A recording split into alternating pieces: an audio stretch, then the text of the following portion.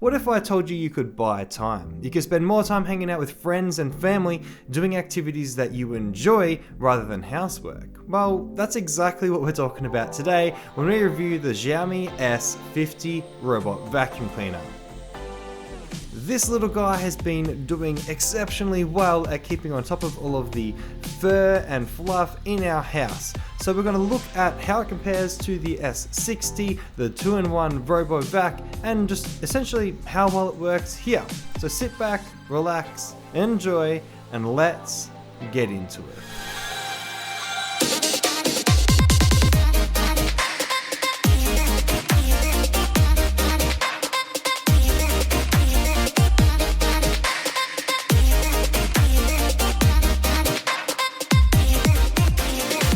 Why do we purchase a robot vacuum cleaner when we've got a stick vac that works perfectly fine? Well, this is my dog Bruce. This is how much hair came out for his second brush of the week, transitioning into winter. You see, German Shepherds lose a lot of hair, and he is not happy that we employed this robot vacuum cleaner to clean up all of his mess. After its first test, it was able to pick up this feather, and that impressed me quite a lot. Yes! Good job, Vac. However, Bruce was unimpressed because we're about to have a clean house.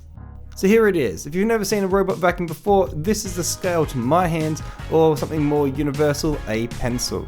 If you look on top, you're going to find its main menu button, power and dock, so you can trigger it from those buttons. You also have a nudge sensor, which it uses when it bumps into things if the main sensor array didn't pick it up. Popping the hood, you're going to find its dustbin, along with a cleaning tool, which is super handy. I've never had anything this good for cleaning out motor heads before from long hair.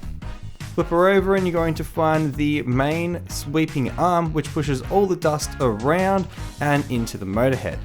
You've got this trolley wheel on the top, which allows it to spin on the spot, which is steered by these powered electric motor wheels. They're also suspension loaded, so it can climb up and off of little bumped surfaces. Now, I must be getting old if I'm getting excited to clean hair out of a vacuum head, but this is such an easy tool to accomplish the task, and that's a part of the maintenance of this robot vacuum cleaner. On the bottom, you've got battery terminals, which allows it to charge when sitting on its docking station. This is just plugged into AC power and gives it its battery juice. It also has 4 sensors across the front, which are edge detection, and these ensure it doesn't fall down stairs if you have them or off a ledge. Looking from the side, you're going to see a sensor for the wall and another one on front, and that big bright orange LiDAR sensor. Now this guy spins flat stick, casting laser beams all over your house to allow it to know where it is. This is essential for the robot because if it starts up not at its home dock, it's able to spin around, broadcast and find where it is in a space, and then continue up where it left off. Now, how does it exactly know your house? How does it figure that out? Well, let's have a look at the app.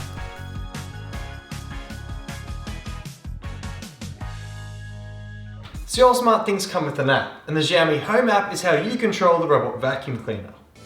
And in the Xiaomi app, there is a lot of devices, and in the home appliances section, you'll find the Roborock S5.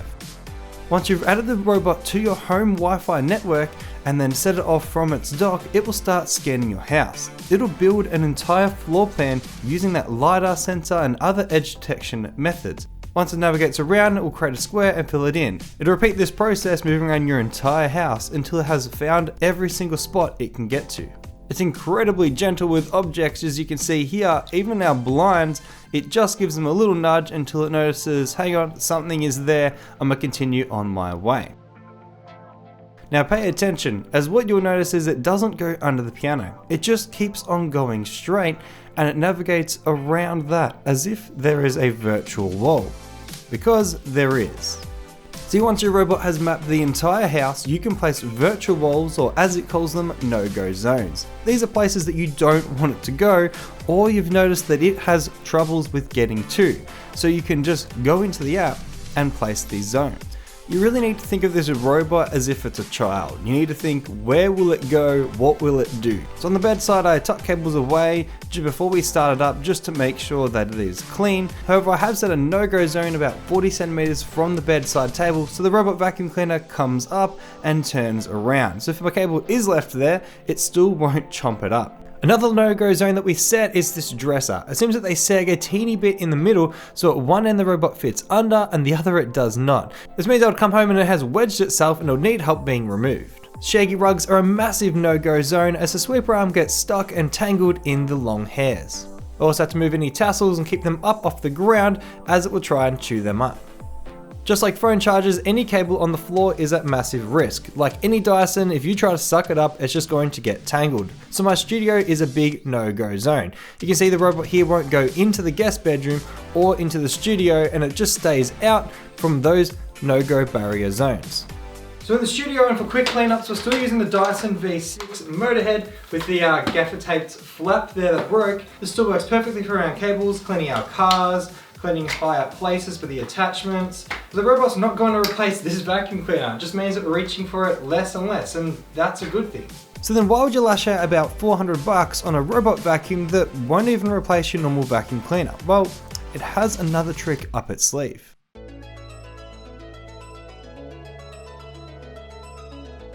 So now that all of the dirt and the dust has been removed from the flooring, we can move on to the next step, and that is mopping.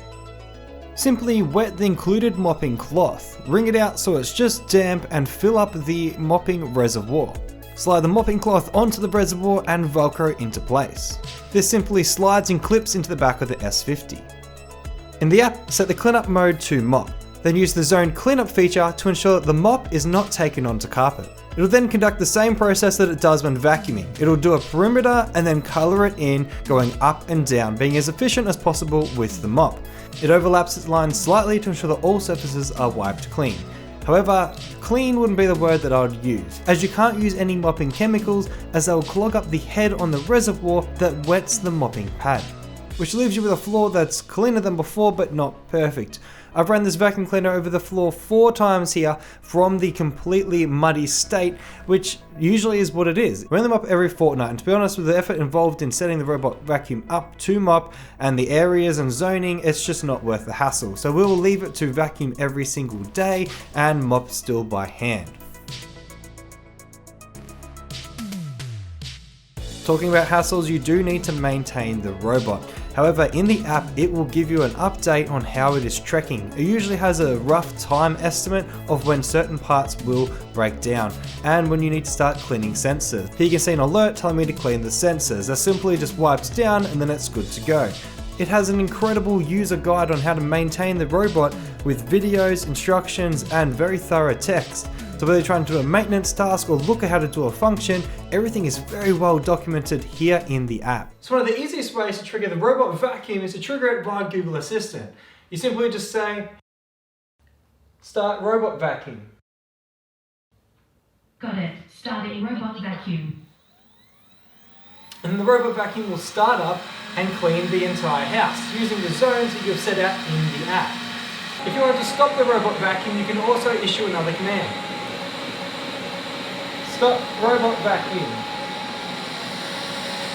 Sure, stopping robot vacuum. However, that one is hard to do if you're raising your voice over the vacuum cleaner. Another thing you can do is send it back to the dock to recharge. So once again, charge robot vacuum. Okay, docking robot vacuum. Back to the dock. So now it'll start back up, and it's not going to spin up the motor head, so it's not going to be sucking any dirt in. It's a lot quieter, you can hear it. Slowly going to pan its way back to the dock. So that is your 3 Google commands with the Roborock S50.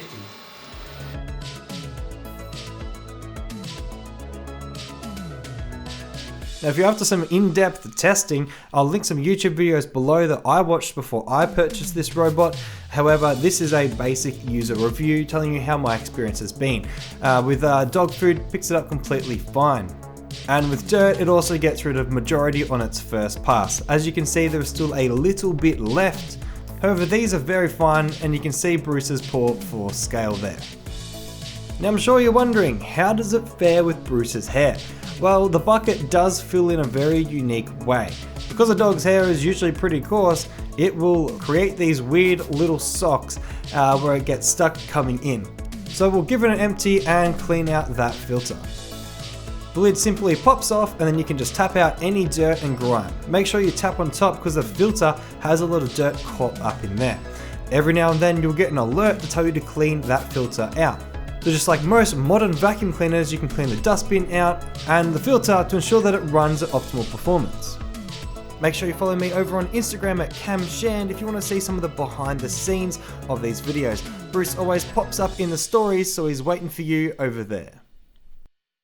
The vacuum cleaner has been doing an excellent job cleaning up all the dust, the dirt, and the fur around the house. It really has a big task up against it. It effortlessly navigates around the table and under and throughout the chair legs. It's something crazy to see how smart it is, able to detect all of the legs and then plan out a route to be able to clean all of the table. To be able to walk inside and have a freshly vacuumed house is something that's quite amazing. But how does it stack up against the competition? Why am I recommending an older model over something that's just been released? So our S50 has run for over 60 hours over 2 months. So how does it compare to the other robots? Well, obviously I haven't utilized the other Xiaomi offerings, but they have released the new S60 and the new 2-in-1 vacuum and mop models. Now all of these RoboVacs have room mapping, and that is essential. If you're buying some of those cheaper ones online, they just bounce around like a pinball in a pinball machine. They don't know what they're doing. They're essentially probably the dumbest robots you can get. They just go until they hit something and then they turn a bit and they go and they hit something else. All of these have that LiDAR sensor and they detect where they are in the house and they plan out a route and efficiently clean. Speaking of efficiency, the X60 is more efficient, so it will get further on a single charge. But when the S50 goes flat, it still goes back to the dock, charges up, and then continues where it left off because it remembers where it was in your house. So I don't really recommend buying the S60 because you're paying $1,000 for the new S60 model and you can pick the S50 up for around 400 bucks. The only other difference is that it's going to be a little bit quieter, but we vacuum when we're not at home, so it makes no difference to us. Speaking of those quietness levels, you do have 3 levels of suction on these vacuums, so you can make it either quieter or just do a really thorough job, which we just do when it just roars its head off. No issue. All of the vacuums have carpet mode, which when it goes onto carpet, it increases its suction level. That means it does also run over small objects because it thinks it might just be going up onto carpet. So keep that in mind. And the newer models over the S50 apparently have great Google Assistant features. You can actually map out each zone in your house. So you could say, the kitchen is here, the living room is here, the bedroom is here, and then you can talk to the assistant and tell Google to send it to the kitchen, and it will wake up the vacuum cleaner, send it to that zone, clean that zone, and go back and dock. So that's actually a really cool feature that I would want. I would grab the vacuum and mop model for about 600 bucks over the S60 because it's cheaper, has the main features, great mopping and great vacuuming, whereas with the S50 and the S60, they're mainly just workhorses for vacuuming. They're gonna do a really good job cleaning up all the dirt and fluff and hair in your house. So there you have it, the S50 is here to stay. It's probably one of my favorite purchases in a long time. Leave a comment below if you've got any questions about the robot vacuum. Bruce and I are more than happy to help. And speaking of Bruce, you may have noticed that his tail is looking a bit less bushier than it was in the video. That's because the other day he had to go to the vet to have a little growth removed. So he's a little trooper, he's kicking on, but you might see him in some future videos with a funky tail. So that's what's going on there. Make sure you give this video a like if it helped you, and you can check out some of our stuff here and here, or click subscribe to stick around and see new videos every week. All right, thanks for checking in, and we'll see you there. Bye.